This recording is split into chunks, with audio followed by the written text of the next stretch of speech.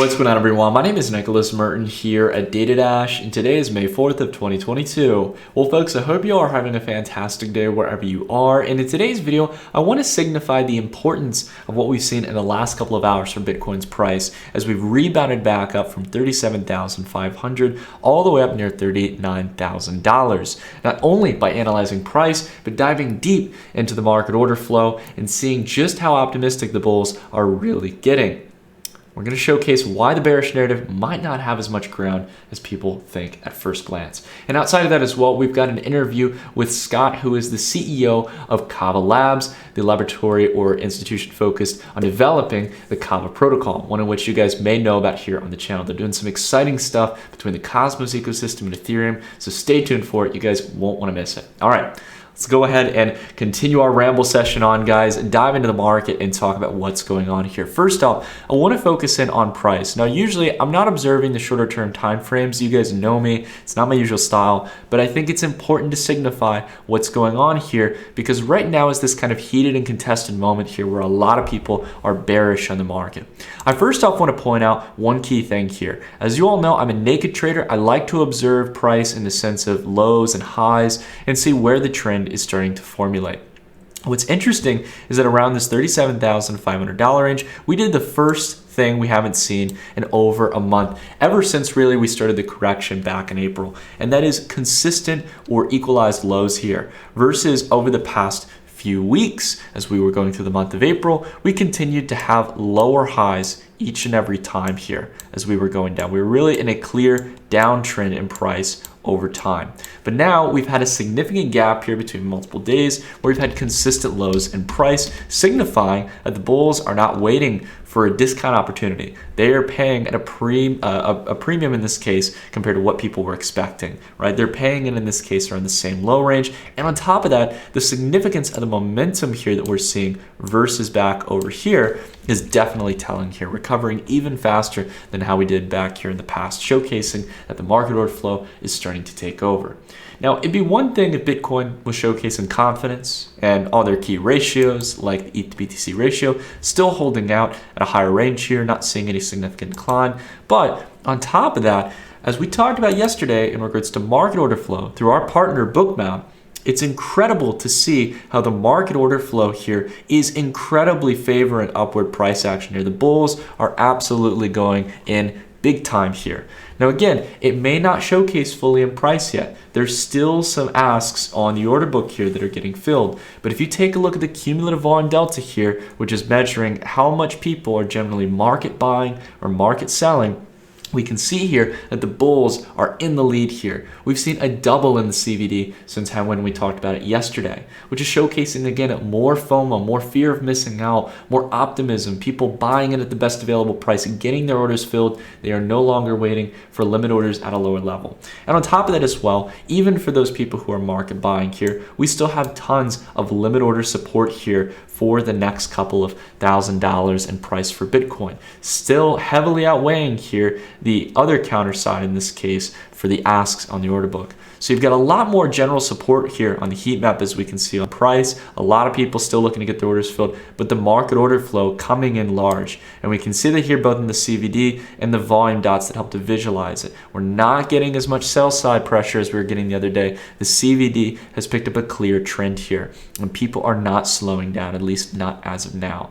So if you guys are interested to stay on top of that data that we just looked at, I definitely recommend you guys downloading Bookmap. You can always download the free version, but on top of that, if you want to use multi-book, which is what we were using, which allows us to get deep liquidity of the order book and market order flow for Bitstamp, Coinbase, Kraken, FTX, a whole range of large exchanges, definitely check out the link down below in the description. You can get 20% off your first paid plan, and that'll give you access to multi-book and many other features. But if we take a look here again, what I love seeing here in the sense of prices after these kind of rallies here, we're not seeing much fade, which is usually what you find after these kind of sell-offs. We're seeing continuation here and what might be kind of a curved breakout here where we might be able, again, once we clear through those asks, to see a really big pop-up. We've seen that many times here in the past. For example, the past two rebounds back in February, both on February 5th or 4th, as well as the 28th here. Double-digit days for Bitcoin where, again, once you clear through those asks, again, going back here to the order book, there isn't much to hold back price from really continuing higher here, right? Most of the $1,000 intervals for Bitcoin really have no more than 50 or 100 Bitcoin really at those levels.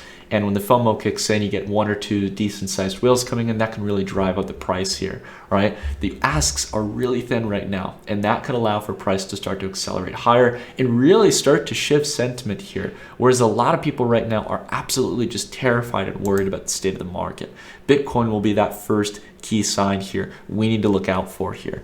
And we definitely don't want to see a breakdown below here, because if we do, when we start establishing lower highs comparative to the higher lows that we've seen here, excuse me, lower lows, my apologies. If we see a breakdown at this range here where we were to start to collapse in price, if we started to roll over and go downward, that's when a retest of the 30K range, or here, for example, around 35,000, that's where it makes sense. But to be honest with you all, I love seeing what we're seeing on the market order flow side. We still got those higher lows or consistent lows intact, and that's what is most important here. It showcases that over time, people are paying a premium here. They're not waiting around, and the trend could start to pick up higher here. I think, again, it's just important to note here, guys, that you do not want to be with the emotions of the crowd. We have been in fear territory for a long period of time, even longer here than what we saw back here between May to July of last year. So don't get too caught up in all the emotions of the market.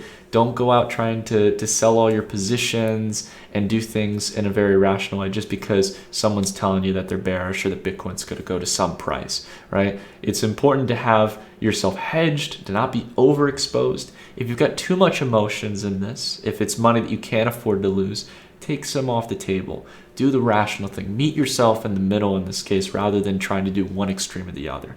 But in my case, I'm averaging in. I'm looking to buy more Bitcoin. I think this is a good discount range if you've got the disposable income. And it's incredible to see how well Bitcoin is holding up here with the general market sentiment in equities and abroad. So that's it for today's market analysis, guys. Let's go ahead and dive into the exciting conversation with Scott to learn about how, in this case, Kava is bringing the Cosmos and Ethereum communities more closer together than ever before. Alrighty, everyone. So in today's sponsored interview, I'm sitting down with Scott Stewart, who is the CEO of Kava Labs, one of the leading entities that's leading development forward for the Kava protocol. You guys may remember this protocol, as I've mentioned it many times throughout the past year on this channel. I've been following Kava's development for some time, and it's an honor to have Scott here on the channel. Scott, thank you for making the time, man. I know you're busy. You got a lot of stuff coming down the pipeline, so appreciate you making some time, man. Yeah, thanks for having me on this. Awesome. So I wanted to kick things off, Scott, learn a little bit about your past and stuff, because I think what's great about Kava is you guys have been kind of building behind the scenes quietly. You've got this big mainnet launch that I want to spend some time to talk about later on in the interview.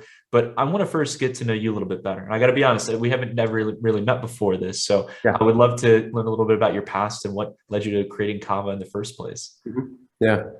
Yeah, well, probably my first touch point with Bitcoin was actually very like early on, probably like 2012, but it was in the different context. This is back when I was playing internet poker professionally, kind of like in the college days. So that was, sort of 2007, 8, 9, 10 was a good time to just hop on a computer, manage capital, and it was pretty popular. And then it was around 2012 that the Justice Department kind of knocked the legs out of that industry because they made it so that you could not transfer funds from US bank accounts to these now overseas poker sites. And so we moved out of the country, kind of played around for a bit there. And Bitcoin was actually a pretty popular way for people to move funds onto and off of the site. So you see a lot of kind of crypto OGs coming from that.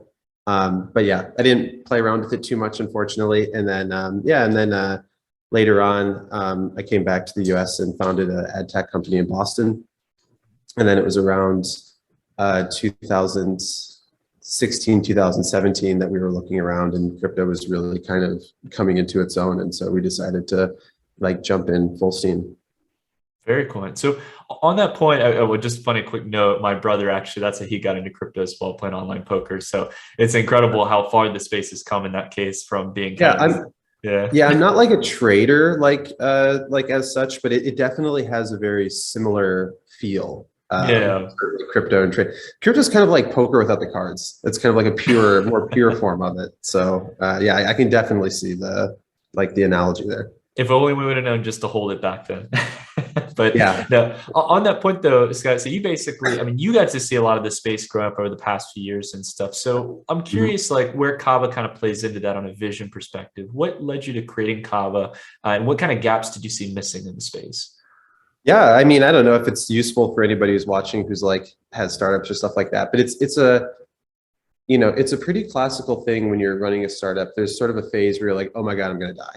Like I have to work all the time. I have to keep working, keep working, keep working to get this thing to a spot that's kind of nice. And so, that's kind of like this first major hurdle.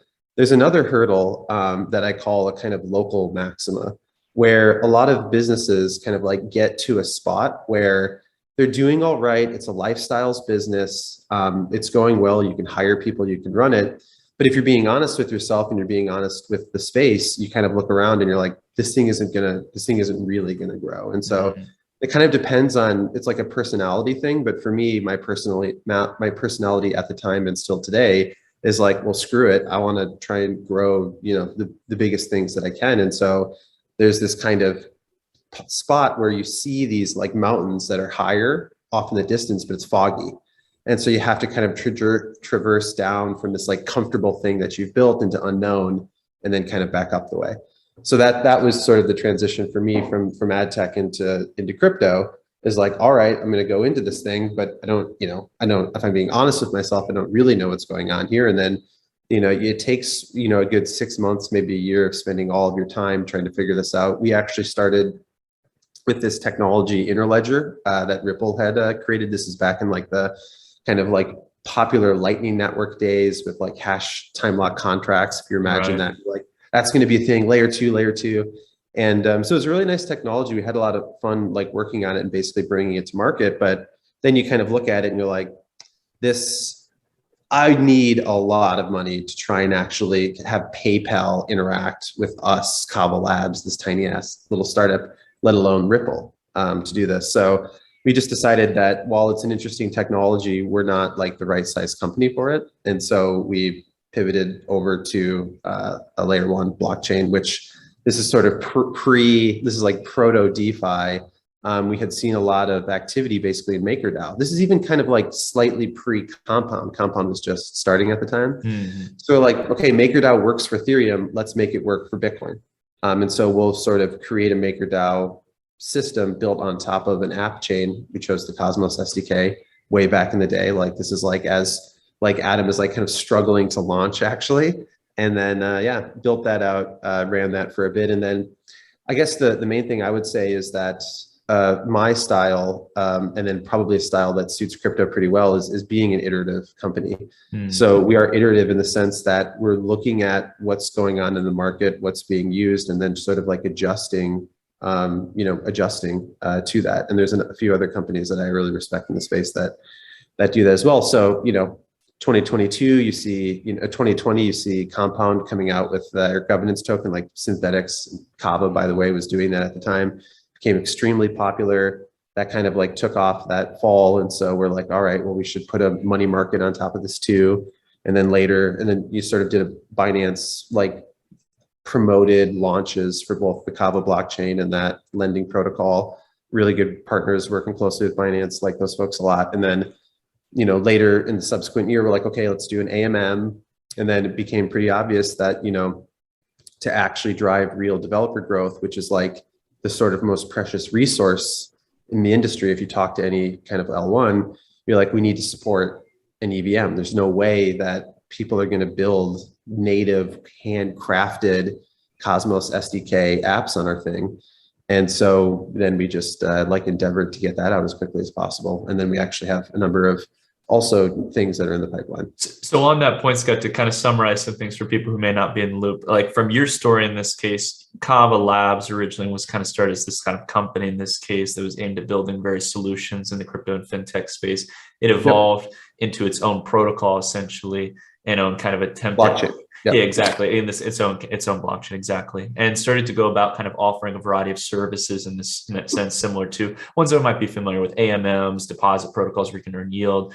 But Yep. this is the Kava that I was very familiar with for a long period of Yep. time. But what I've learned of as a recent, and one thing you were hinting towards there, is two really solid ecosystems. You've got Ethereum, which is the biggest Ethereum virtual machine chain. It is really the foundation of smart contracts and blockchain.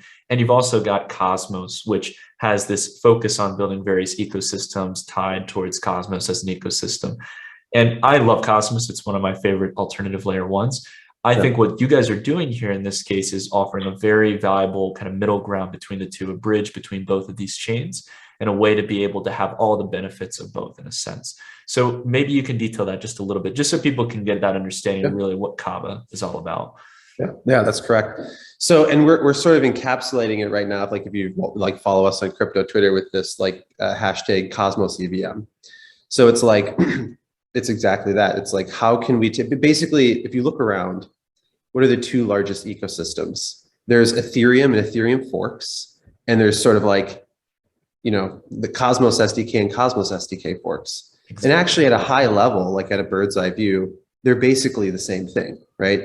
Ethereum and Ethereum forks are basically these different databases, different versions of a network that talk to each other through bridges that are similar.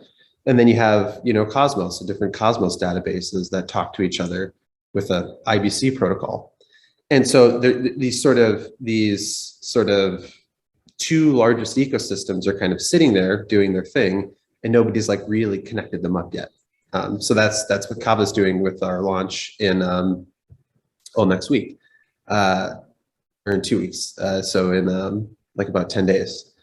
And so that's kind of commemorated as this, Cosmos EVM. And if you go to the website, kava.io, there's a big, I don't know if you have like images, but there's a big, Cosmos thing and a Ethereum thing, and they're kind of flowing together through Cosmos. And so this is the connection of assets. So assets flow pretty seamlessly between each other, as well as developer experience. If you're an Ethereum dev, you can build on the EVM. If you're Cosmos dev, you can build on the Cosmos SDK side. Yeah, and so I think that to me, that's like a pretty obvious thing. And then when you actually look into the Cosmos ecosystem, what's exciting to me is you're starting to see other companies that are building towards this. Cosmos Station is a great example, or the Kepler wallet, where you go work with MetaMask right now, and MetaMask is like, nope, we only sign Ethereum transactions, wouldn't even consider signing another transaction. Why? It's arbitrary. You could sign any transaction, right? It's a public-private key pair, right? That maps anything.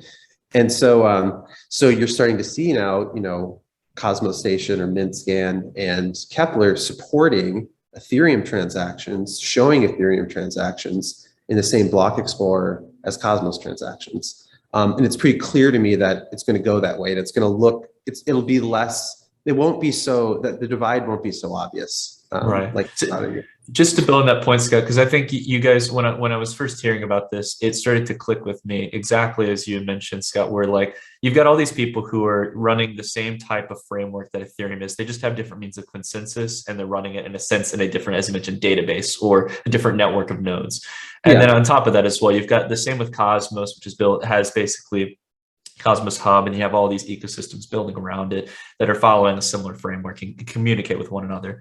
And really, to be honest, Cosmos is one of like the really solid, like kind of non-EVM, like traditional chains. I think, in my opinion, in terms of numbers, it's the second biggest. Exactly. Yeah. And just to put that in perspective, like, you've got, for example, Binance Smart Chain in this case, and correct me if I'm wrong on this, but I think it's Binance Smart Chain. You've also got Terra in this case, a lot of the major ecosystem plays that aren't EVM compatible within the Cosmos ecosystem. And then you've got Avalanche and a lot of other players using the EVM framework. So you can start to see exactly, as mentioned, you've got all these big names, and now you have a bridge to be able to bring that liquidity together in a similar ecosystem and be able to interact in similar ways across both. So I wanted to build on that, because I think that's a huge market opportunity. And you guys have been working on this kind of quietly behind the scenes. And now finally, you guys have Kava 10 coming up here pretty soon on May 10th. So just to kind of encapsulate what's going to be coming with that mainnet release, what's it offer, and what should users get excited about? Yep. Yeah. Yeah. So for the May 10th release, well, the major thing that's being shipped is EVM support. So basically, we are I don't know how to get it. Basically, we have, there's a way in which you can just take, an EVM, we'll just call it Ethereum virtual machine compatibility, and stick it on top of a Cosmos SDK. And actually, if you're familiar with EVMOS and Fede, so those are the folks who like pioneered this module. So Kava is using this module and then another set of modules to sort of help with the communication of assets between the two sides of the chain. Right. We're doing it a bit different than, we're skinning the cat a bit different than EVMOS, but like whatever, it's just kind of not that different. And yeah, so Kava 10 will have this EVM compatibility release. A big thing with that is that we created this pioneer program leading up to that. So we did a series of rollouts. So we started with an alpha release, a beta release, and then the mainnet release, which is going to be in about 10 days. And so as we were doing that, we created this incentivized campaign to get Ethereum protocols onto the alpha, onto the beta, make sure everything's working, we're getting the performance that we like, and then onboarding them onto the mainnet. I think, yeah, so in terms of features, there's that. Another feature that we haven't talked about publicly yet, so a little secret, kind of revealing this first, is we're actually with Kava Lend creating this like savings account as well. So it's this like addition to the Kava Lend protocol. And what this allows us to do is put assets that we don't want to have as collateral into the system. So we're actually launching this first right after the release with AUST. So UST is obviously a very popular asset in the Cosmos ecosystem, if you will, because Terra is integrated with IBC. And so you take UST and you put it in Anchor. And when you put it in Anchor, you get this derivative token AUST, which is basically the rights to claim your AUST back. And so we're creating the savings account and driving AUST into that as a kind of way to very cool. Yeah, get closer with the Anchor ecosystem. So what we found is that like Anchor provides a really nice service for UST. And so we're like competing on that. What we'd rather do is say, well, you have this derivative token that's kind of further down the funnel. We'll take that, and use it as collateral and put it into this product and kind of, yeah, put it together. So that'll be kind of like a fun one that we haven't really talked about. And then soon after that launch, we'll be standing up the Kava bridge. So this is probably most similar as like the Avalanche bridge. If you want to get into like the very specifics of it, it's actually different. They use like a kind of SGX system, and we're using just something slightly different. Basically a similar technology to what Fireblocks uses. If you're familiar with their Fireblocks. Yeah, they're one of the major custodial providers in the market, right? Yep. So and so the Kava bridge will come out a few weeks after that, and then that will allow users to transfer their assets from Ethereum onto Kava, and then from Kava into the Cosmos ecosystem. Got it. So the feedback you guys have heard so far is pretty good. I know that you guys, if I remember correctly, Scott, you guys have partnered with like Ren, VM in this case, a lot of other major players, gathered a lot of feedback through the testnet phase. And now you guys feel it's at this point where it's ready to go live. You're going to be basically offering that ability for people to bridge as a May 10th. Yeah, I think we have there's almost 25 protocols that have deployed onto the alpha and beta. And I think there's about 35, 40 that are total that are sort of getting ready for that. So I think it's not, basically our target by the end of Q2 is 50. And then our target by the end of the year is 100. And I think we should hit that. Very cool, man. No, and I'm excited to hear again about that kind of feature where you guys are going to be taking in this case, derivative token of UST and being able to make more use out of it. I think that's going to be very exciting working with the Anchor protocol. I think one of the kind of dark horses in this space right now has been the growth of Terra. And as you mentioned, a lot of people don't know that it's tied to Cosmos in this case. It uses the same kind of mechanisms and stuff. So we're taking a lot of so this is part of being iterative. We're actually taking a lot of our cues from Terra because of how successful that workflow has been. So we're actually, there's a few other features that we'll be having in Kava 11 that actually borrow directly from what Terra is doing. Very cool, man. No, so on that point, so we know what's coming up here in the present in this case, just in a couple of days. Really come up towards the end of April here. So just a little under 2 weeks. we're going to be Yeah. able to see Kava mainnet come live here, the major upgrade. So I'm curious about some of the next coming steps here, because now that you guys have got this mainnet out, as you mentioned, I think in this case, Scott, it's always iterating, it's always planning for the next step. I know you guys are planning for the next step for Kava. So what's coming in the rest of 2022, and what can Yeah. users get excited about? Yeah. Well, I think that it's also probably helpful to provide, like, iteration is fine, but you do want to have a framework by which you're iterating against. And as Kava is endeavoring to be basically a top 5 layer 1 by usage,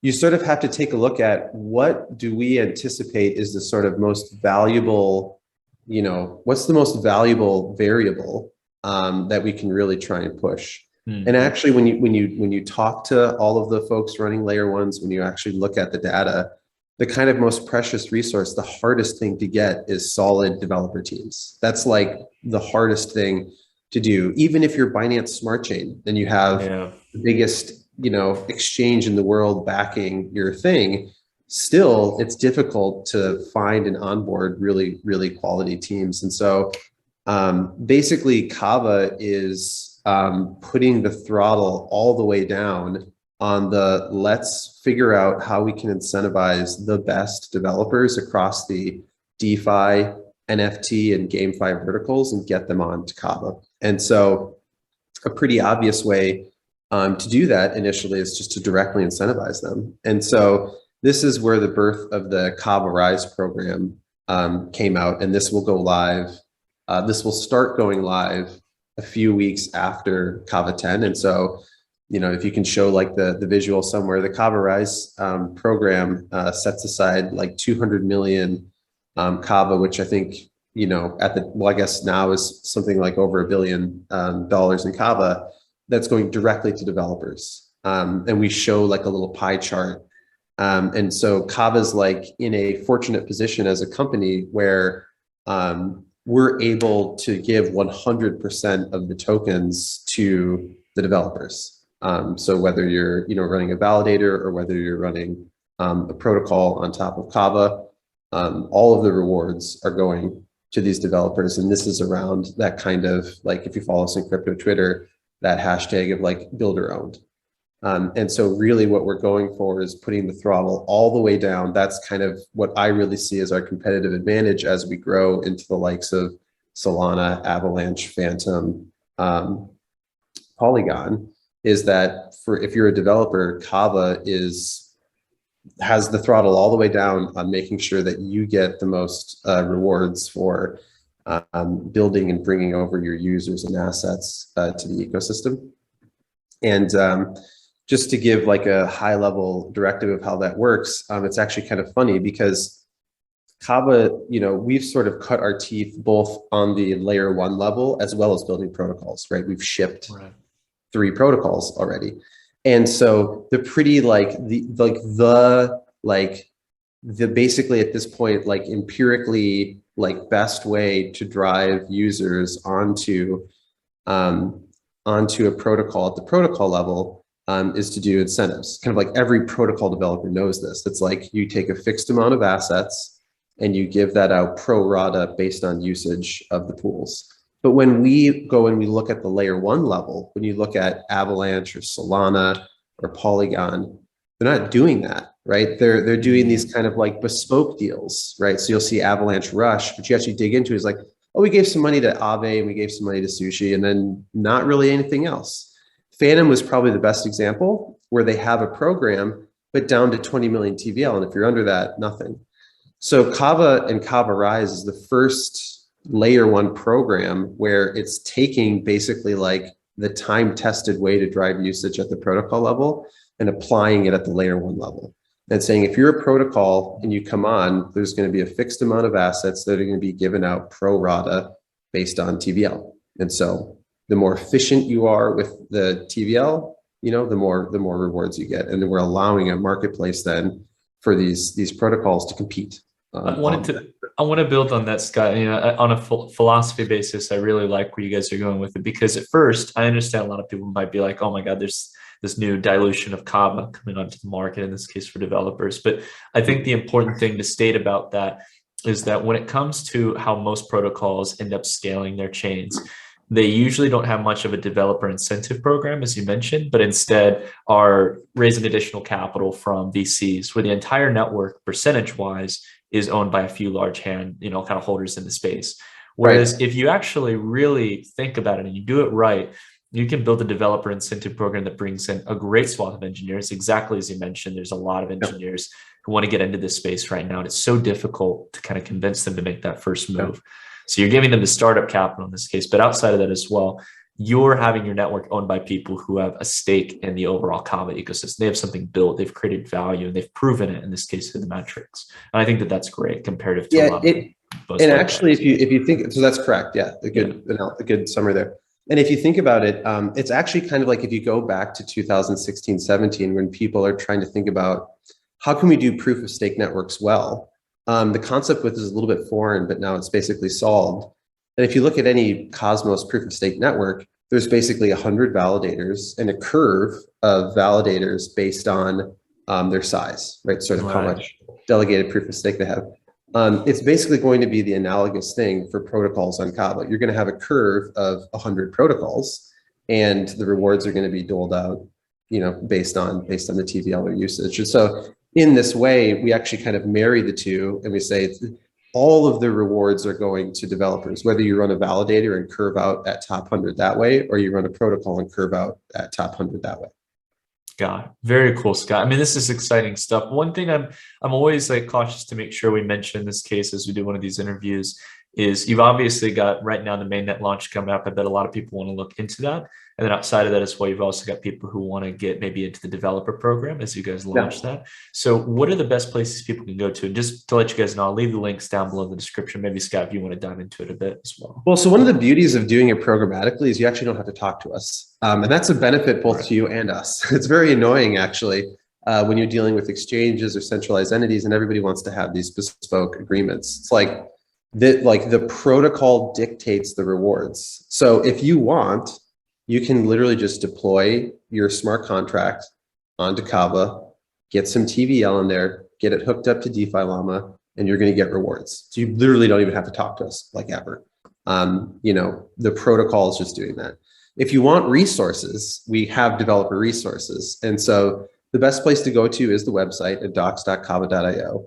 And that's going to give you like a explainer of how to deploy easily your existing Ethereum smart contracts onto Kava to get going. Additionally, for at least 10 more days, we also have this, I'll plug it, this Kava Pioneer program, where we're giving out 100K Kava divided by the amount of pioneers that come on. There's about 30 right now. So if you do the math, that's 3K Kava for the next person who comes on times $5 is 15K. So if you want to make 15K and you're a developer, I'd recommend just going ahead and deploying your protocol onto Kava before mainnet launch, and you'll get the money. It's pretty easy. Very cool. And on that point, Scott, just curious for like developers out there who might want to participate, because I think that's your guys' biggest focus here. It's really about getting developers in the ecosystem. What language frameworks can they use? Because my understanding is, as you guys are bridging in EVM compatibility and also the framework of Cosmos, so the SDK, what kind of languages can they build in? Yeah, right. And so, and I think that's worth pointing out, just to take it one step further, actually with this framework in mind of being builder owned and being the chain that is just the best place for people to build on. From that perspective, that's where we make the decision of, all we're effectively doing, if you think about it from the Avalanche perspective, is we're just providing these CNETs. So we're providing a developer environment for Cosmos developers to develop on. And we're also providing a developer environment for Ethereum developers to develop on. If the Solana ecosystem really grows, we'll create a Solana virtual machine compatibility on top of Kava as well. So it's literally just like, we'll take care of making all the stuff work underneath and having the coins move around. Very interesting. Because in the end, it's all the same database. But what the offer that we're giving out to developers is whatever the most popular developer framework is. Today, it's really Ethereum and Cosmos. We'll support it. If it's Ethereum or something else, some Facebook related, like created thing in the future, we'll support that as well. So today, If you want to build on the EVM, then it's Solidity, and you're going to compile that down using Hardhat or whatever you're used to using to do that. And then we will be releasing in a few months, we'll be releasing CosmWasm support, so that if you want to drop something on the SDK side, you can as well, right? So that would be for folks who are like building over on the Terra ecosystem. If you want to port your thing over to the Kava SDK side, you can. I guess maybe to close it off here, Scott, like to kind of give the 1 minute pitch, and maybe I don't want to get too ahead of it myself in this case. I'm making the statement, so correct me if I'm wrong. But you guys are essentially building the bridge for all ecosystems, all liquidities, and the vast majority of developers, considering the frameworks they're familiar with, where you basically have this one hub where no matter how someone builds something, no matter what protocols that user wants to interact with, they can have a seamless experience as if it's all in one, essentially. Yeah, exactly. Yeah. I mean, it's just one network, and then you can kind of choose how you want to build on the network. But I think the important thing that, so yes, correct. But I think the important thing is people kind of have to loosen up their perspective of it. Like, we still think of MetaMask as being Ethereum. We think of like